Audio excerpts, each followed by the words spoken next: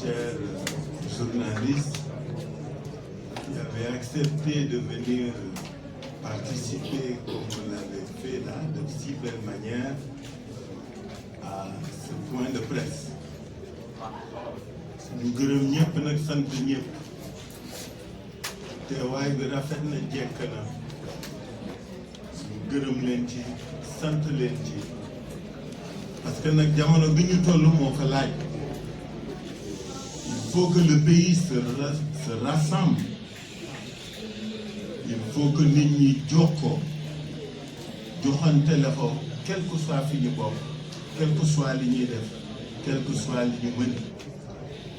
ma gërëm leen bu baax ci teewaay bi wax ne réew mi fi mu toll tey ginnaaw ba ñu sante yàlla julli ci yonent bi sallallahu alayhi wa sallam dañu bëggoon féliciter askanu Sénégal ci taxawaay bi nga xam ni taxawu na ko depuis que la décision de reporter les élections par monsieur le président de la République avait été annoncée. réew mi yëpp ñoo dajaloo booloo mànkoo bañ ko nangu di ko xeex nag chaque jour moo tax tey bala ñoo door suñu kàddu dañuy massaw jaale ñi nga xam ne ñàkk nañ ci seen bakkan xale yooyu ce sont des martyrs, ce sont des héros de la démocratie sénégalaise. De 2021 à maintenant, combien de morts avons-nous enregistrés dans ce pays dans des luttes démocratiques? Du ñu def leneen xeex seen yelleef ak seen droit moo tax ñu ñàkk seen bakkan. Je suis sûr que ñu ngi yeewoo tey aljana firdaws en tout cas yal na ko yàlla def parce que eux se sont sacrifiés pour que ñun ñu mën toog fii di wax tey te loolu ku nekk ci ñun war ko fàtte. ma ne xale yu góor yooyu xale yu jigéen yooyu mag ñooñu nga xam ne dañu ñàkk seen bakkan ba keroog bi ma nekkee Fass Gueule Tapée Maam Gorgui Ndiaye nga xam ne icône la ci réew mi li mu doon ci réew mi xëy na xale yi xamuñu ko mais képp ku xam sport ci Sénégal xam nga li Maam Gorgui Ndiaye tekki ak lan la représenté dafa ñàkk bakkanam ci manifestation yoo xam ne yoonam nekku ci woon ci këram la toog grenade dugg fa rey ko comme ni grenade reyee xale boobu nekkoon ci magasin bi mani ñoo ñëpp ce sont des victimes yoo xam ni benn sénégalais waru leen fàtte parce que depuis presque 4 ans maintenant que nit ñi di xeex pour que yenn yi bañ a fi ne ñooñu dañ leen di war màggal fuñ toll. ñu màggal leen yéen it masawu leen journaliste yi sonn ngeen lool daj ngeen lu ne dund ngeen lu ne def nañ leen lu ne ñu di leen masawu mais nous vous connaissons debout déterminés constants courageux et prêts au sacrifice pour que yéen askan wi xam li xew mën bokk mën yëg mën xeex seen baat gën a jolli seen revendication gën a xame pour que démocratie bi gën a dëgër. Donc vous journalistes merci pour tout pour les sacrifices ñu ngi leen di gazé ñu ngi leen di dóor maa ngi fàttaliku waat seen consoeur bu jigéen boobu j'espère que tànk bi wér na léegi lu ngeen dajul amul. En tout cas le pays la patrie vous est redevable de tout ce sacrifice bi nga xam ni moom ngeen nekke moom ngeen di def.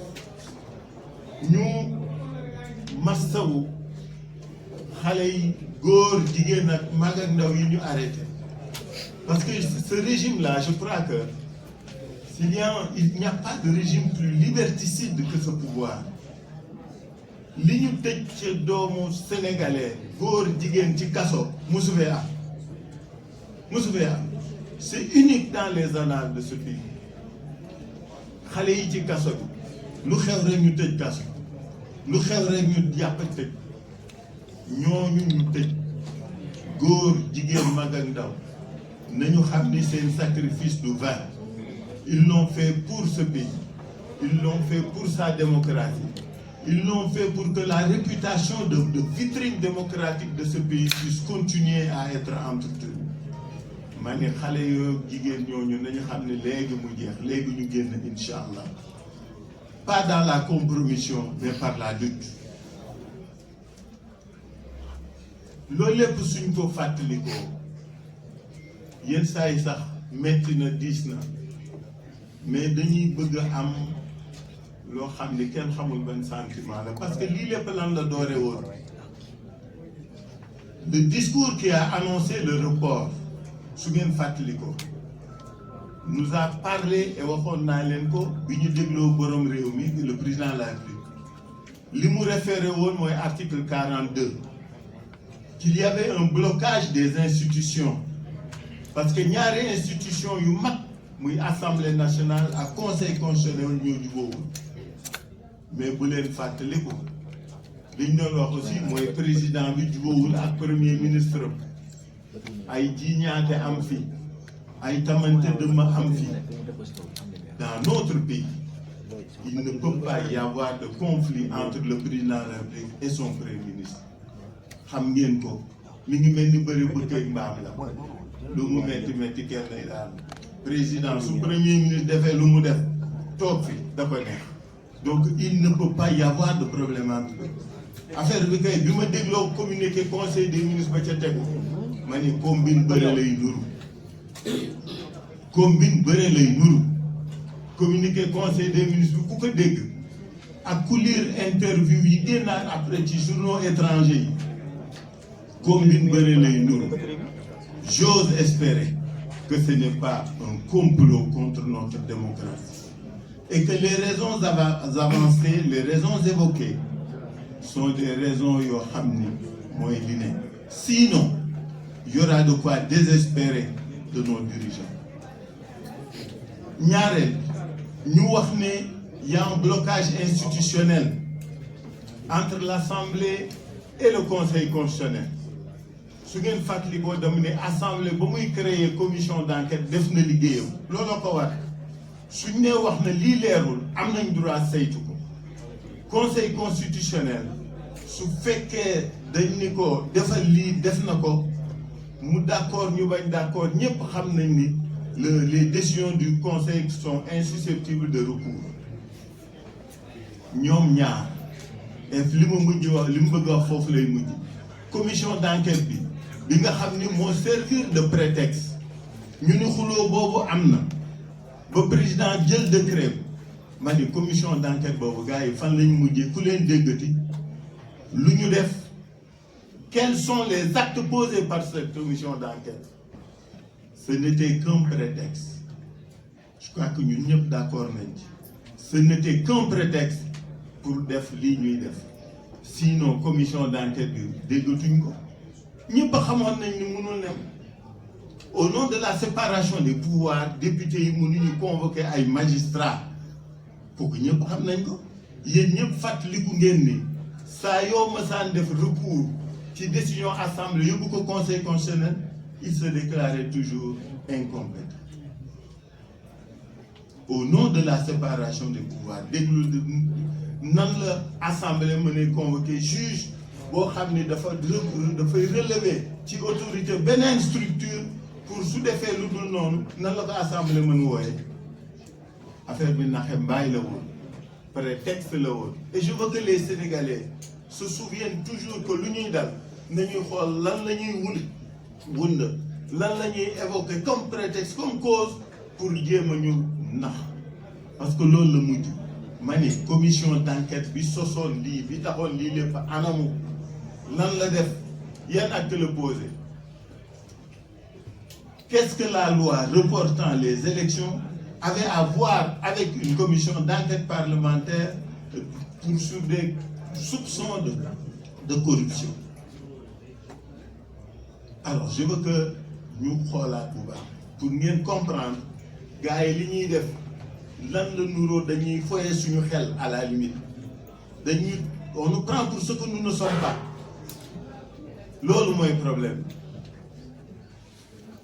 Aujourd'hui la proposition de loi qui a été votée lu ci tegu on nous annonce une autre proposition de loi pour réformer le Conseil constitutionnel, pour créer une Cour constitutionnelle. Nous par rapport à un conseil qui a été saisi pour connaître d'un différend et d'un contentieux.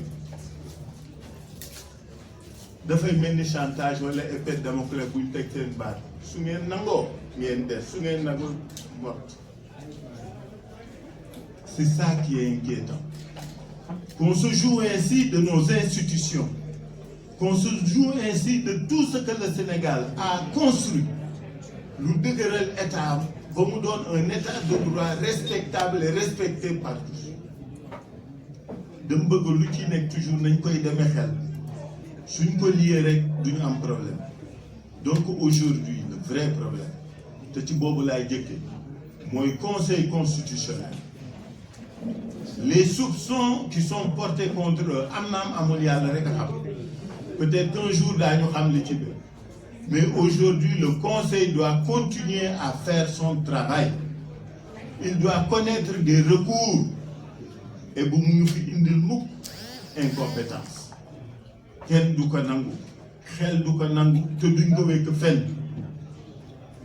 parce que Conseil constitutionnel dafa créer un précédent mooy 2016 yéen ñëpp yéen ngi koy fàttali bi ñu demee référendum 2016 président de la République dafa waxoon ni day wàññi mandat parce que damay contextualiser lu ne pour nit ñu bañ fàtte bi mu nee day wàññi mandat mu bind lettre demander avis la laaj Conseil constitutionnel. Conseil constitutionnel joxewul avis décision la jël mu ne président après sax muy laawale ko ci nekk ku fi door sa mandat nga xam ñaata lay durer mënatoo ko yokk mënatoo ko wàññi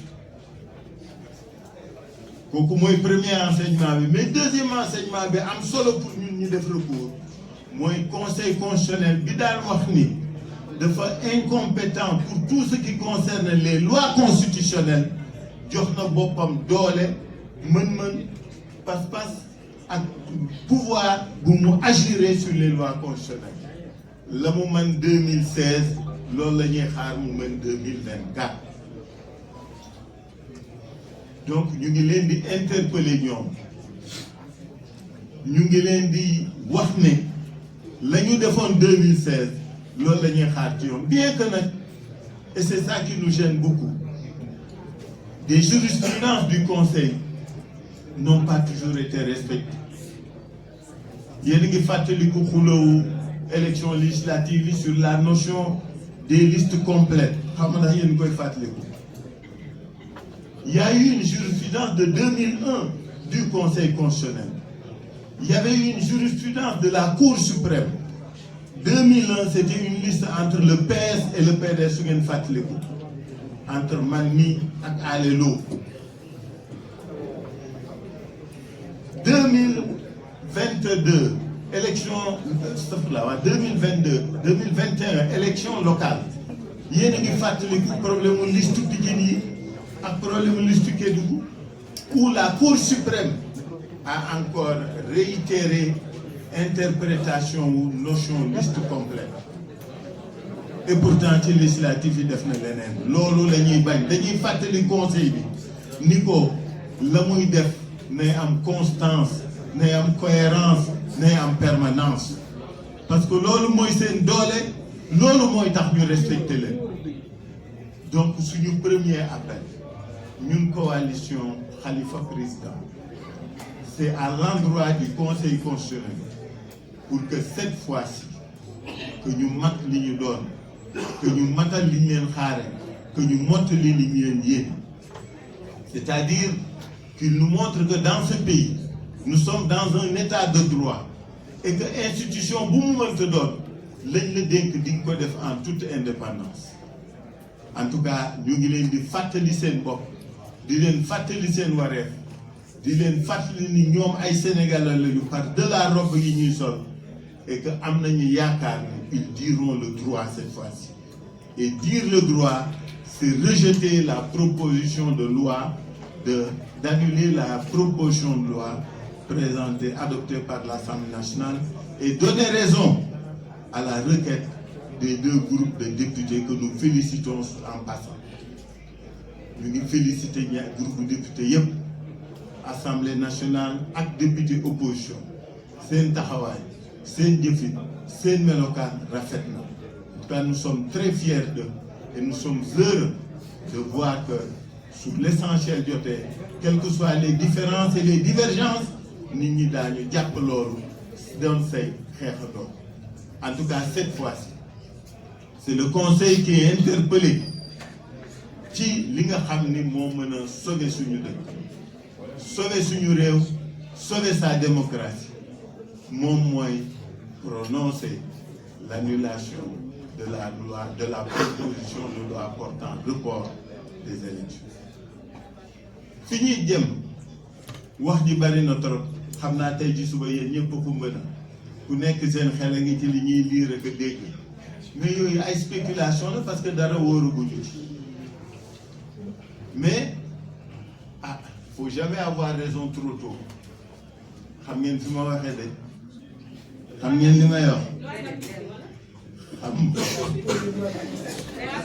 xam laa wax dama ni du loi d'amnistie rek li ko wund ak li ko lal ak li ko sooke.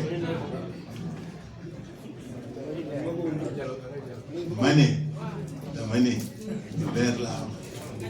Dama ni dans ce pays malheureusement faut jamais avoir raison trop tôt ou très tôt. La ñu defoon ñun mu jur ñu un bashing de 3 mois de juin à septembre.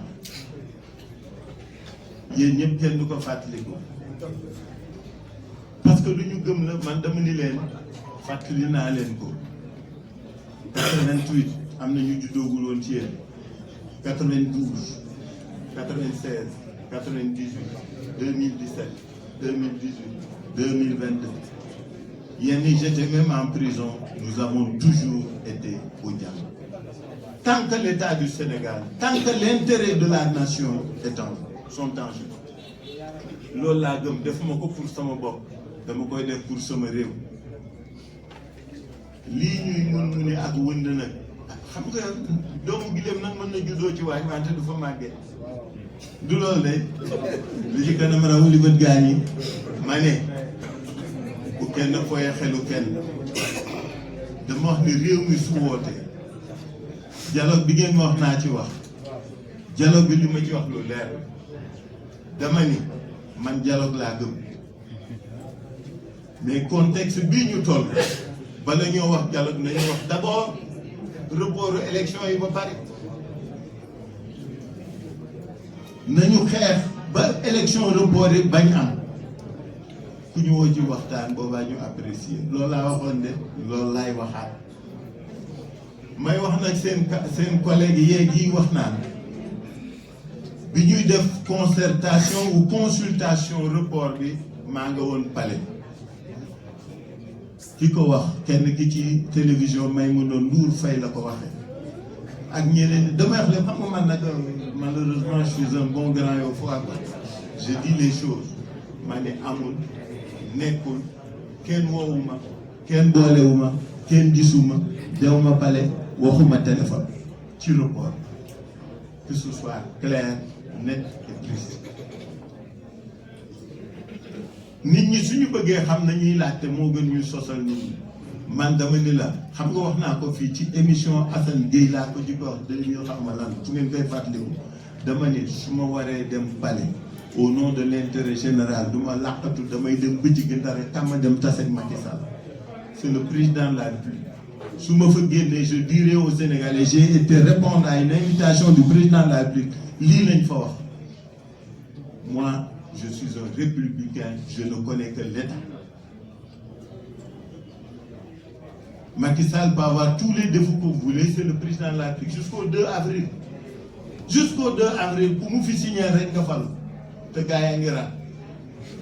Alors donc yooyu bu ñu koy nangooti ci suñuy diggante nañuy xam principe bi lan suñuy dialogue bi. Dama ni pour l'instant ñun talaguñ ko ñun Khalifa président li ñu fokk mooy xeex bi ñuy xeex contre le report et on continue à soutenir toutes les initiatives.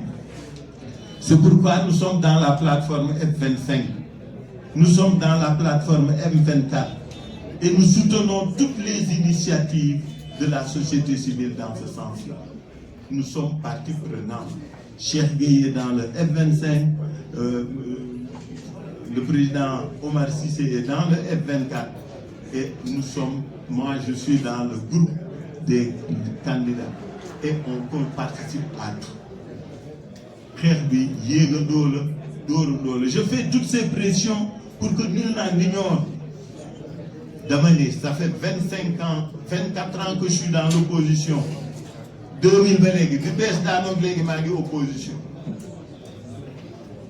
Mandat bu ma am ci opposition laa ko amee lu ma doon ci opposition bi laa ko amee lu fi jar daw bay daanu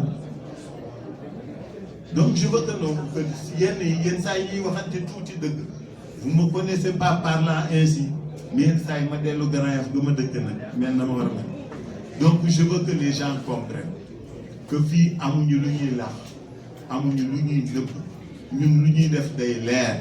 Si je devais voir le président Macky Sall, je dirais que je l'ai vu ou je vais le voir. Donc, kooku de bëgg ñu weesu li xew tey li jot tey mooy report bii la ñu ànd report bii la ñu d'accord et ce que la communauté internationale fait est un soutien à toutes les initiatives et nous sommes solidaires de toutes les initiatives de toutes les composantes politiques et de la société. Le Conseil constitutionnel devra casser cette proposition de loi. Parce que li ñëpp d'accord mooy le 2 avril, le président Macky Sall ne sera plus le président de la République du Sénégal. Loolu mooy dëgg, loolu mooy texte yi. Kenn mënu ko changer par une loi, même si celle-ci était constitutionnelle. Dégg naa ñu naan c'est une loi transitoire. Yooyu xel mënu ko nangu donc mbokki Sénégal mbokki Afrique mbokki diaspora suñu réew fi mu tollu tey c'est dans une situation très délicate, c'est une situation périlleuse pour son devenir. La cohésion nationale est interpellée. Notre situation de vitrine démocratique n'est pas des meilleures. Cette vitrine est craquelée. Tous nos amis dans le monde entier nous appellent. Ils sont tous inquiets. Est-ce que nous sommes dans le même Sénégal que nous avons connu ces 10-20 dernières années? Il nous appartient à chacun de nous de faire en sorte que véritablement nous puissions dans un sursaut national, dans un sursaut d'orgueil, dans un sursaut démocratique, amener le pouvoir à renoncer à ce projet funeste à la démocratie pour la démocratie, pour que les élections aient lieu à date échue. Nous avons toujours été pour des élections inclusives. Nous n'avons pas changé d'avis. Nous ne changerons d'avis. Nous ne changerons jamais d'avis. Na ñëpp bokk. Gars yi sax nee nañ bu ma waxati naa bokk mais man dama naan naa bokk comme ça mais ñëpp bokk. Il faut que l'élection soit inclusive. Nous l'avons dit au dialogue. Nous le réitérons aujourd'hui ici. Mais na ñëpp bokk dans le cadre des respects de la Constitution, des lois et des textes de notre pays. Je vous remercie de votre attention. Je ne reviendrai pas sur ce que mes prédécesseurs ont déjà eu à dire. Je voudrais seulement insister sur ce coup d'État, parce que c'est de ça qu'il s'agit.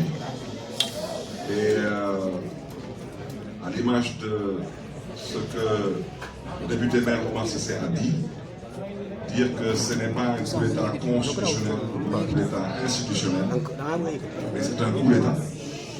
Et c'est la raison pour laquelle nous sommes venus aujourd'hui pour dire à l'opinion nationale et internationale que nous comptons nous dresser contre cette forfaiture, contre ce coup d'État. En En quoi faisant? En restant sur des principes constitutionnels. Et à ce titre, nous comptons répondre à l'invitation de la société civile, en l'occurrence à Sunu Élection, pour dire que cette plateforme nous a conviés demain dans l'après-midi à une marche silencieuse pour pouvoir, au besoin, démontrer que le peuple sénégalais est contre ce coup d'État. À l'Assemblée nationale, la coalition Taxawu Sénégal l'avait dit avec force. L'Assemblée nationale du Sénégal n'est ni outillée ni habilitée à proroger le mandat du président de la République. L'Assemblée nationale du Sénégal n'est ni outillée ni habilitée à proroger son propre mandat. Et la raison pour laquelle j'insiste là-dessus, parce qu'on veut nous divertir, mais il faut qu'on se comprenne. Dans quelques mois, si Macky Sall réussit son coup d'État, vous comprendrez aisément qu'il sera le seul maître à bord, parce qu'il aura les coulées franches pour toute cette Assemblée nationale. Elle aura déjà fait ses 2 ans.